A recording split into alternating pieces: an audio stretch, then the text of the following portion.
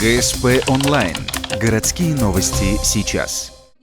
Вторник, вечер. Советская, дом 3/8. В одной из комнат общежития спит пожилая женщина. Ее зовут Анна Александровна Шалаева.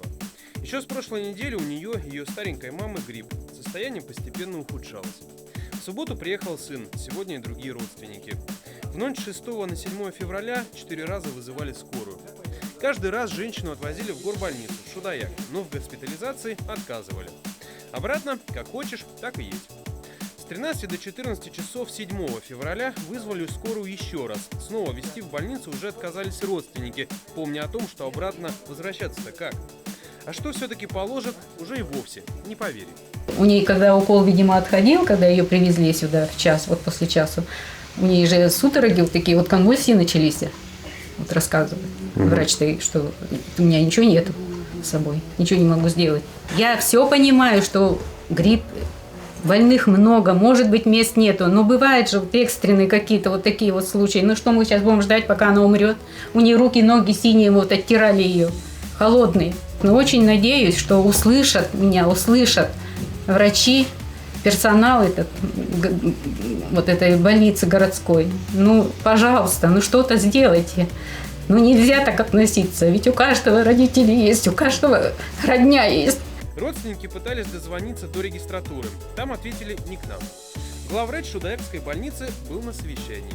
До заместителя некой Ольги Евгеньевне, как записали родственники, дозвонились, но та ответила, что ничем помочь не может. Что за странная история, мы попробовали узнать по телефону.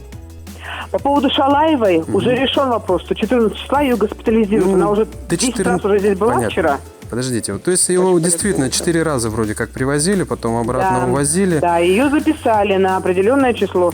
В связи с тем, что мест сейчас нету, поэтому ее записали на определенное число. Ну а до 14 точнее еще неделя, а как бы раньше почему нет?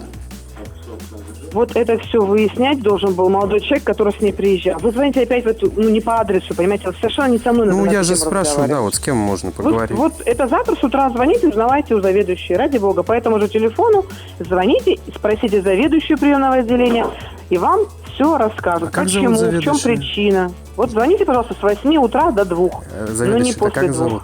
Как зовут заведующую? Анна Валерьевна пока, временно исполняющая заведующую. Ага, Анна Валерьевна. Далее трубку на том конце провода повесили.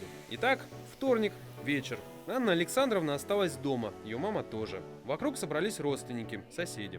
Что будет ночью и как на утро, не знает никто. В больницу женщину пригласили только через неделю, 14 февраля, как мы узнали. Что будет с ней до этого, непонятно, зато ясно другое. А выживет ли этот человек, в общем-то, видимо, всем наплевать. И почему так сложно получить ответ на простой вопрос, кто принимал решение, что именно Анна Александровна не должна лежать в больнице, потому что нет мест? А теперь те, кто это решение принимал, представьте, что это ваша мама. Представили, и через неделю стало поздно.